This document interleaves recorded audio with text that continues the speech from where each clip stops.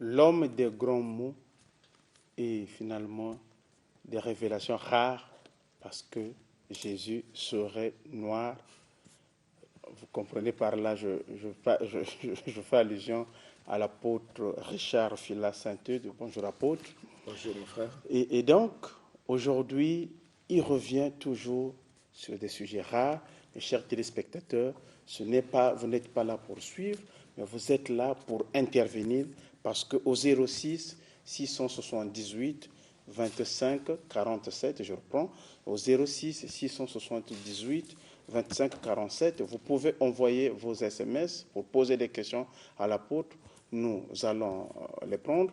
Et au 06 706 32 32, vous pouvez appeler et poser votre question en direct. Le pasteur va nous parler aujourd'hui de la laïcité christique. C'est bien cela, Père? Bien sûr. Et qu'est-ce qu'on peut retenir en 2 ou 3 mots sur la laïcité christique avant que les téléspectateurs vous posent des questions?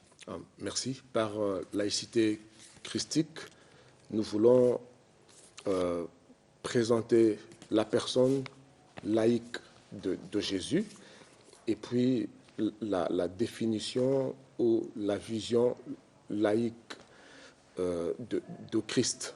On veut présenter Christ comme un laïque dans sa personne et aussi sa définition, son approche à lui de la laïcité que nous avons appelée dernièrement sociétale ou politique. Les rapports que Christ prônait et présentait entre l'Église, la société et les autorités politiques. Donc, il sera question de ces 2 aspects de laïcité christique.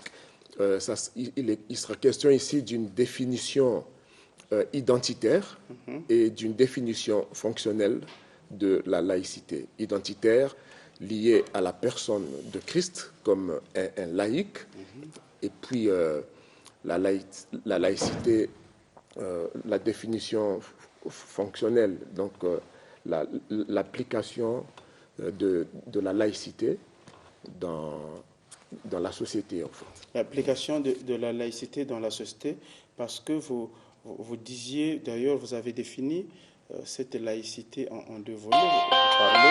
Là, il y a un appel, on peut prendre. Oui. Allô, on vous écoute. Allô? Allô, on vous écoute. Allô? C'est bien le sujet de 110. Oui, posez votre question, l'apôtre vous écoute. Bien, j'aimerais poser une question à l'orateur qui est... Oui, allez-y. Bon. Moi, c'est M. Fouilly Ulrich, je suis à Ouissou. Oui. Bon, qui me dise exactement quel est le vrai nom de Jésus-Christ, parce que le nom de Jésus-Christ, c'est un nom qui a été attribué juste comme ça. Qui me dise le vrai nom de Jésus-Christ. D'accord, merci beaucoup. Oui, allez-y. Je n'ai pas encore fini, Allez-y, gagnons le temps, monsieur. Et j'aimerais savoir, est-ce que c'est possible que les églises actuelles, la journée de dimanche, qui font la prière, c'est vraiment réglementé? Okay. Vous avez écouté, oui, apôtre, merci beaucoup. C'est vrai que ce n'est pas le sujet, mais c'est que vous pouvez répondre un tout petit peu à cette question. Oui, comme vous l'avez dit, bien que ce n'est pas le sujet, on lui fera grâce, c'est son droit, il a pris la peine. Bon, nous savons que le nom de Jésus, c'est Yehoshua. Yehoshua, qui veut dire Dieu sauve ou Dieu sauveur. Maintenant, le plus important, ce n'est pas la prononciation, c'est l'efficacité et la vie qui découle de ce nom. C'est la personne de Jésus qui importe. Donc, étymologiquement, ça vient de Yehoshua. Donc, ce n'est pas parce que l'on prononcera Yehoshua, Yesus, qu'il y aura de l'efficacité. C'est notre communion avec la personne de Jésus et non seulement avec le nom de Jésus. La preuve, dans Acte 19, il y a eu des gens qui ont entendu parler de Jésus, des exorcistes Alors, ils ont voulu opérer une délivrance au nom de Jésus. Et nous connaissons la suite. Ces esprits se sont retournés sur eux et contre eux, et ils les ont frappés, ils ont fui nus. Les démons ont dit, nous connaissons Jésus, nous savons qui est Paul, mais vous, qui êtes-vous? Donc, le plus important, ce n'est pas la définition étymologique et littérale du nom de Jésus. C'est la relation que nous avons avec la personne de Jésus qui nous procure le droit d'être sauvés et d'employer ce nom puissant devant toute forme d'adversité spirituelle ou maléfique. Et en ce moment-là, ce nom puissant, vous venez de dire, qu'on prononce celui qui avait été donné ou celui par lequel nous le connaissons, il n'y a pas de souci. Mais en revenant un peu sur donc, la laïcité christique, vous présentez là une personne tout à fait religieuse, ou autour de qui se posent toutes les croyances, mais vous le sortez et vous dites c'est un laïc.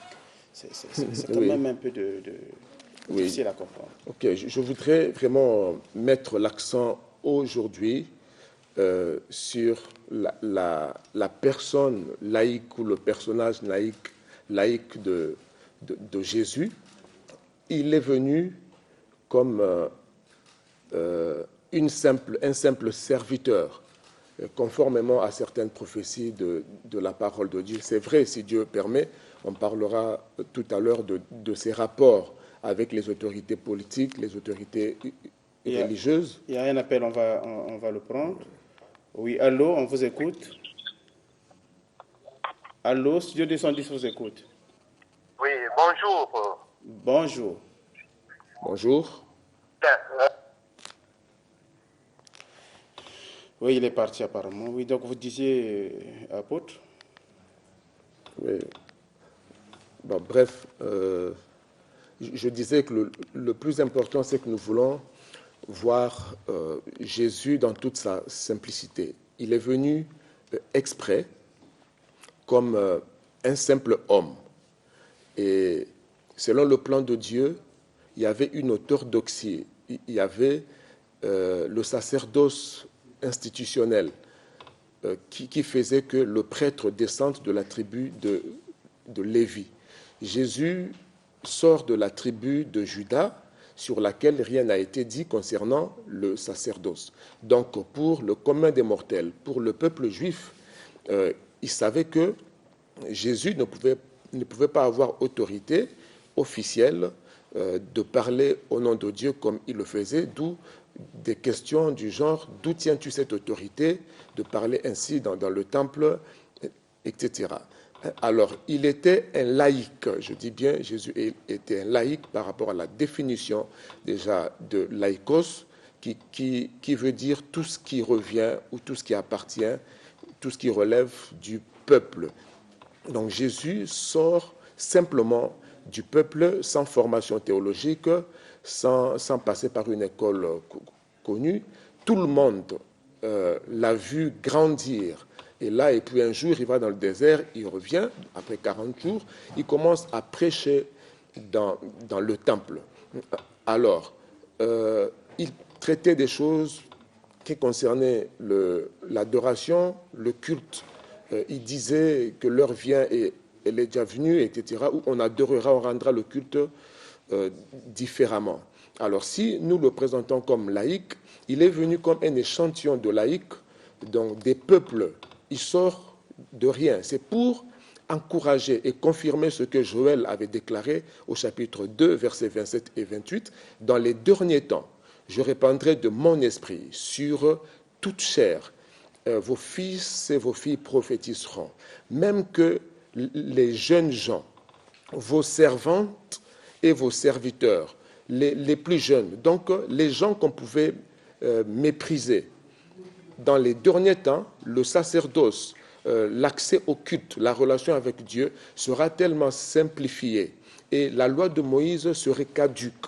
Et donc, ces prophéties devraient s'accomplir. Donc, il y a une image aux noces de Canaan, on manquera le temps, c'est une allégorie, c'est une image, une révélation entre les ordonnateurs et les serviteurs, lesquels ont apporté le vin le meilleur. Donc nous sommes à un temps, non des ordonnateurs, des gens qui servent selon l'ancienne orthodoxie, selon l'ancien sacerdoce, mais qui servent par révélation. C'est le temps des serviteurs.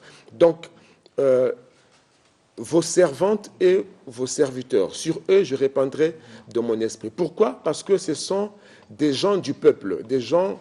Ici, ce ne sont pas vos serviteurs du temple ou serviteurs et servantes de Dieu, non. Ce sont des gens qu'on méprise, des gens du peuple, comme Paul le dirait aux Corinthiens, au chapitre 2.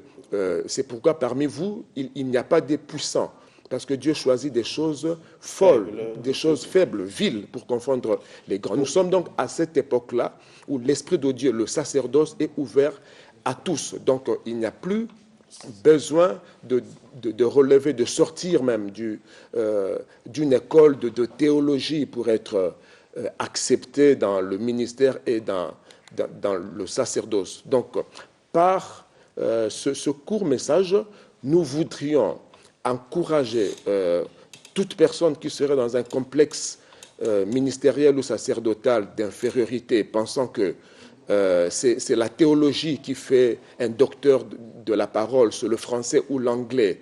Non, dans les derniers temps, il sera question du Saint-Esprit. Jésus est venu laïciser le sacerdoce même, le rendre accessible à tous. Dans 1 Pierre 2, 9, il a fait de nous tous des prêtres. Il a fait de nous tous des prêtres, c'est le 06 706 32 32. Je rappelle, l'apôtre est là pour répondre à vos questions. Vous nous embêtez après l'émission. Aujourd'hui, il est là pour répondre. Vous pouvez appeler ou envoyer des SMS au 06 678 25 47. Mais les appels, c'est au 06 706 32 32. Et qu'est-ce qu'on peut encore comprendre en attendant que les uns les autres réagissent? Oui, ce que nous avons à cœur du plus important, c'est la démystification du sacerdoce. Nous avons un appel, on va le prendre. Allô? Allô? Bonjour, on vous écoute. Oui, bonjour. Bonjour. Bon, je constate que l'orateur est un bel enseignant. Oui. En tout cas, s'il y a quelque chose à lui apporter, c'est de falsifier ou de rectifier le langage. C'est tellement académique que beaucoup de gens ne le comprennent pas. Donc, en un mot, le frère vous demande à ce que vous puissiez un peu revoir le langage. Il dit qu'il est trop académique et que les uns les autres ne le comprennent pas.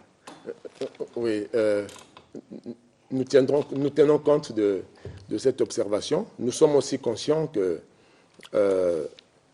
ici, ce n'est pas forcément l'Église. Nous nous adressons à tout le monde. Chaque fois qu'il y a un terme académique ou très technique ou théologique, nous trouvons le moyen justement de simplifier cela. À chaque mot académique, technique ou théologique, nous prenons le temps de simplifier. Et il y a quelques questions qu'on vient de vous envoyer sur SMS. Jésus a-t-il eu une femme et les enfants? C'est d'après monsieur Ongoma, la vie adolescente, qui pose cette question. Est-ce que Jésus a-t-il eu des femmes et des enfants? Et la deuxième question, est-ce que Jésus, vous avez dit que Jésus était noir? Est-ce que l'on peut démontrer cela bibliquement? Il y a aussi une personne qui vous pose cette question-là, c'est M. Ongoma Lavi Adolisi. Je m'en tiendrai justement à ce que dit la parole de Dieu, qui nous renseigne que Jésus n'a pas eu de femme ni d'enfant. C'est un blasphème que de déclarer des choses que la Bible n'a pas déclarées clairement. Jésus n'a pas connu de femme, n'a pas eu d'enfant. C'est aussi simple que cela. Le peu de temps qui nous resterait ne suffirait pas pour démontrer bibliquement la race de Jésus, mais on peut partir de Genèse 5, de Genèse 10, où nous voyons l'ascendance, nous voyons d'où vient Jésus, Canaan et tout ça. On peut démontrer dans la Bible que les premiers Hébreux, les descendants de Héber, c'était des Noirs. Canaan était les Jébusiens, les premiers. On peut sortir de la Bible, entrer scientifiquement dans l'histoire pour démontrer la race de Christ, qu'on l'appellerait noir. Donc, il faut partir de l'histoire des Hébreux, de l'histoire de Canaan, les descendants de Noé, entre Genèse 5, Genèse 10, et s'il faut prendre un temps spécial pour ça, on peut le démontrer. Mais comme nous l'avons dit dernièrement, le plus important, ce n'est pas la race de Christ, mais la grâce de Christ qui nous a sauvés. Donc, nous ne sommes pas la grâce de Christ qui nous a sauvés. Des prédications de la race, mais de la grâce de Dieu. Nous avons un appel, apôtre. Allô? Bonjour, on vous écoute. Vous pensez que la Bible... Allô, je vous écoute, on vous écoute. Vous pensez que la Bible est le seul document fondamental sur lequel, je dis, Oui. est-ce que la Bible est le seul livre, est le seul document fondamental?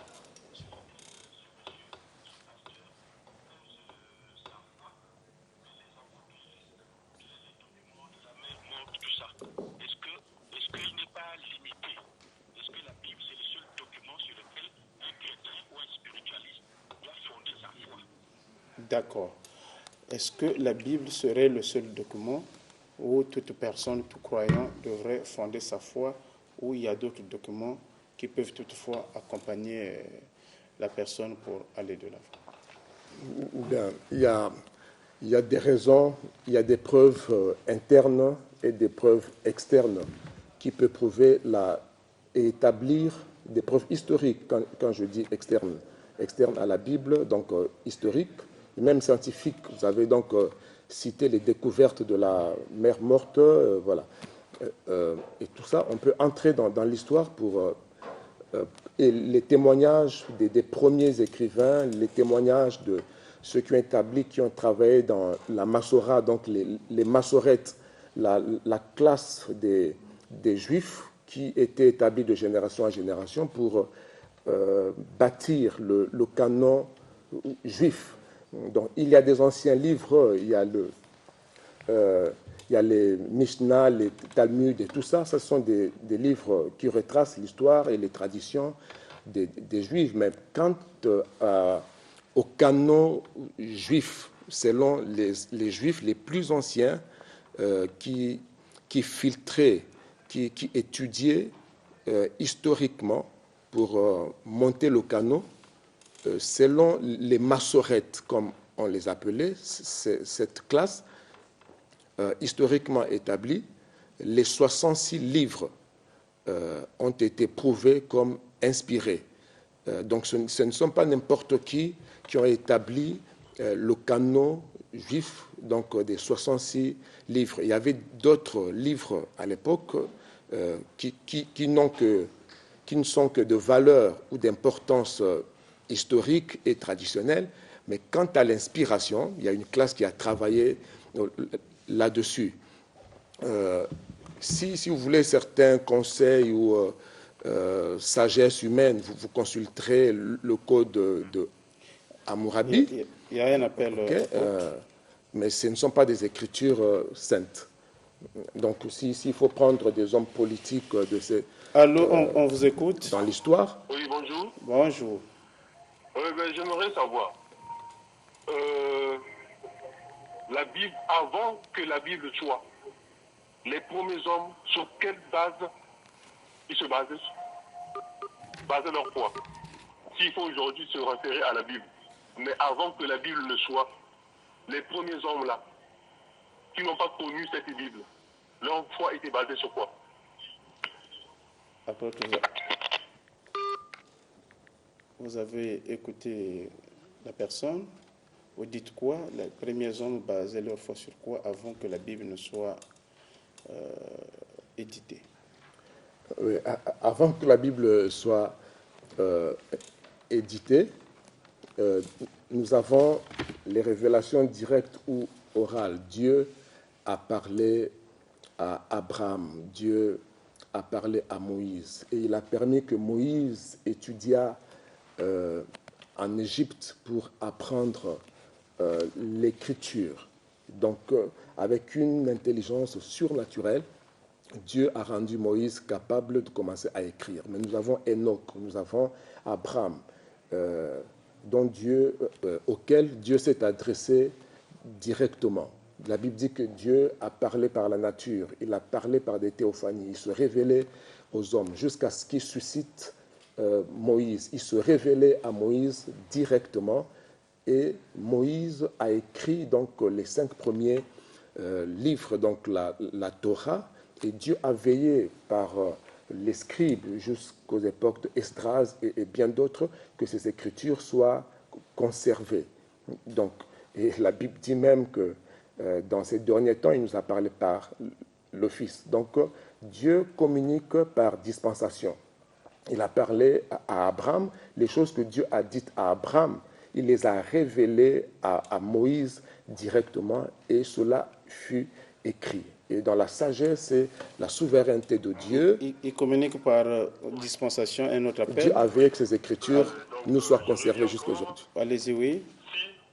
Si on se basait hier sur la révélation, donc aujourd'hui, si on peut s'en passer de la Bible, est-ce qu'on peut s'en passer de la Bible aujourd'hui? Parce que cette dernière éditée par l'homme, l'homme a dû ajouter ce que Dieu n'a pas dit. Est-ce qu'aujourd'hui on peut s'en passer de la Bible rien que et se focaliser juste sur la question du monde pour essayer de bâtir sa foi? Pour essayer de bâtir la foi. Et aussi, il y a une autre question, donc vous les prenez certainement, on est vers la fin de l'émission. Que dites-vous aussi de la relation de Jésus avec les Esséniens? C'est M. Olomi qui, depuis Pointe-Noire, qui pose cette question-là. Si vous pouvez pouvez mélanger un peu les deux réponses, ça serait bien. Bon, la Bible ne nous parle pas d'une relation particulière entre Christ et les Esséniens, ou comme certains diraient, Christ était allé au Tibet. Quand nous voyons les Juifs qui combattaient Jésus, ils pouvaient eux-mêmes témoigner dans le livre de Jean que nous connaissons ses parents, nous l'avons vu donc grandir, ses frères et ses sœurs ne sont-ils pas au milieu de nous, d'où lui vient cette sagesse. Donc si Jésus était allé quelque part, le témoignage des Juifs, ces détracteurs, aurait suffi pour dire que nous l'avons vu aller se retirer au Tibet ou aller chez les Esséniens ou je ne sais pas chez qui pour apprendre quoi que ce soit. Le témoignage de l'époque de Jésus, même de ses ennemis, pouvait établir qu'il était fils, donc historiquement, de Joseph, fils de Marie. Sa vie était connue devant tous. En dehors des 40 jours où il a passé dans le désert, Jésus n'est allé nulle part, il a tout reçu directement de Dieu. Quant aux Saintes Écritures, jusqu'aujourd'hui, les Écritures saintes sont valables et contiennent la révélation de la volonté de Dieu. Et nous avons dans les Écritures les déclarations de Jean, par exemple, que tout ce qui a été écrit l'a été pour notre instruction. C'est pour que l'on sache que Jésus-Christ est Fils de Dieu et en croyant en lui, nous avons le pardon des péchés. Donc les Écritures saintes sont inspirées et font autorité jusqu'aujourd'hui. Et nous, aujourd'hui, si nous exerçons le ministère avec autant d'autorité sur des esprits méchants dans ce monde, sur la sorcellerie, sur le fétichisme, sur la magie, et si nous opérons avec autorité dans des délivrances, dans des guérisons, miracles, on n'a pas été initié par quelque moyen que ce soit. Nous avons été enseignés par les Écritures, nous avons cru en ce que les Écritures déclarent et nous avons expérimenté la puissance, la véracité, l'autorité des Écritures et nous exerçons notre ministère avec autorité sur les puissances des ténèbres parce que les Écritures ont démontré leur autorité et leur véracité. Merci beaucoup, apôtre. Je rappelle que vous répondez aux questions. Chers téléspectateurs, c'est donc la fin de ces questions-réponses. Le numéro avec lequel on peut vous joindre, apôtre, 06 903 51 14. Donc, dimanche prochain, le rendez-vous est pris. Apportez les cadeaux sur le 210, c'est notre fête. Certainement, on aura le premier cadeau de l'apôtre. C'est la fête de questions-réponses.